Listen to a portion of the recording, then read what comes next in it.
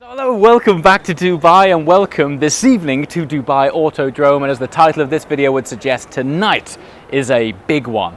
Old school followers of the channel may remember the first time that I experienced a McLaren LT product was in fact a 675 LT in Tenerife with the roof off, and it just recalibrated my appreciation for what was capable of a road-going car, something that wore number plates, because I thought anything you could do to get into one of these, call the accountant and make it happen. Tonight, this is the rerun. This is part 2. This is the successor to the 675 LT Spider, the 765 LT Spider.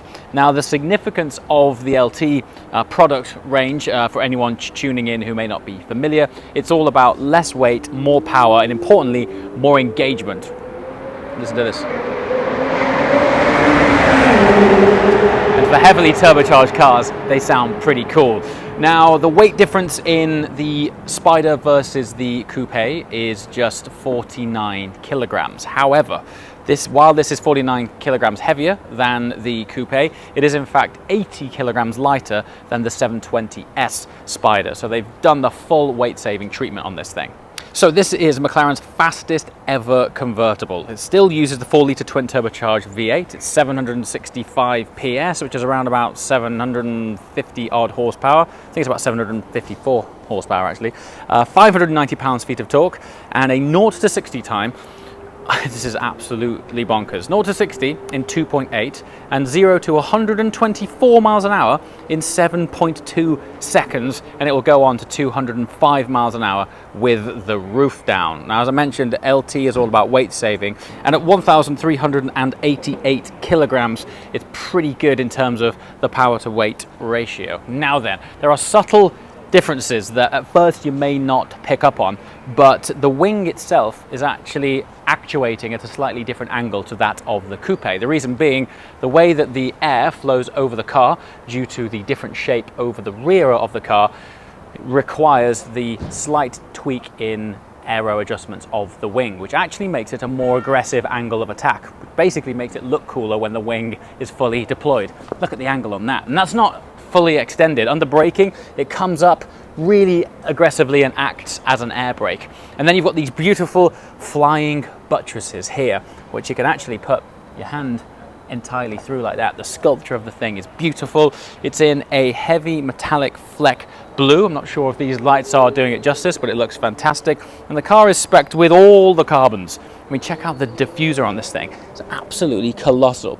So revised airflow, lighter weight, more power, titanium exhaust, and that's doing the thing that titanium exhausts do best when they get hot and turn blue, which is certainly complementing the overall theme of this car. They sound good. They sound really, really good. And then we have the uprated optional brakes. So this system here are actually the brakes which have been developed from the McLaren Senna. When I say that these things have stopping power, I think it's one of the defining features of this car is the way it stops and therefore gives you confidence. Braking means faster cars. You can brake harder, you can brake later, and it just allows you to have a better control of the overall physics of the car. And then inside, we also have the Senna seats. These are now iconic seats. They weigh just 5 kilograms and well, each. And in terms of sculpture and support, they are a beautiful place to be. And with the performance that this thing has, you're gonna want to have it. Okay, continuing on the subtle details, which I think need pointing out, the eye socket. I do refer to this as an eye socket. They are now iconic, but this light socket here has a slightly tighter, more aggressive line here, which just makes it look that little bit more evil. Also, really subtle, the nose of the car as well is actually slightly more pointed. It's elongated slightly, giving it a more aggressive rake. And then we have this massive carbon fiber splitter with inbuilt camera on the front there. Also, this bonnet, albeit painted, is completely carbon fiber, so it's a special piece of kit.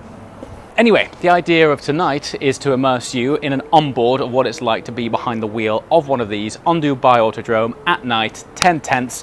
We do have to have an instructor with us, I think for insurance reasons, so you'll have to put up with maybe some random hands moving around, but it's his job to switch to the different driving modes to give you an idea of how the car changes at full load in different modes.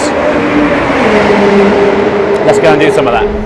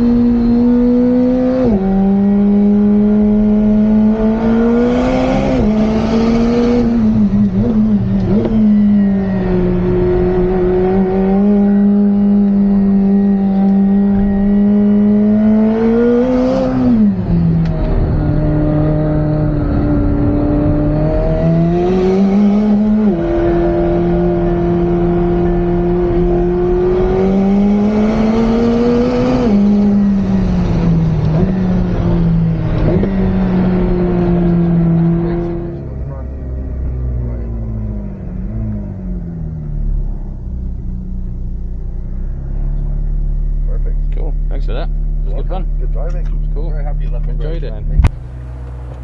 So that was cool. That was highly, highly cool. Not as cool as that, mind you. So we actually drove it with the roof up, mostly for the purposes of audio, because I reckon we'd have probably blown it out on the mic. But what a thing again. I know this is crazy, but I think the defining feature of the car, as fast as it is, it's just all about the brakes. The brakes are unbelievable. So these are the optional upgrades which were originally developed, as I mentioned at the start, from Senna. And I think the learnings that they've managed to take from that car and filter it down to this, you can feel it intrinsically. The car is hyper alert. So they've adapted the gear ratios specifically for track driving. So where a standard 720S might feel a little bit long geared, this you're banging through the box. Whap, whap. It revs higher, it revs longer, like optimized really for a turbocharged car, shifting at 8,000 RPM. You're right in that torque band still, and it's just absolutely savage up and down the box. It sounds like that, which for a heavily turbocharged car is cool.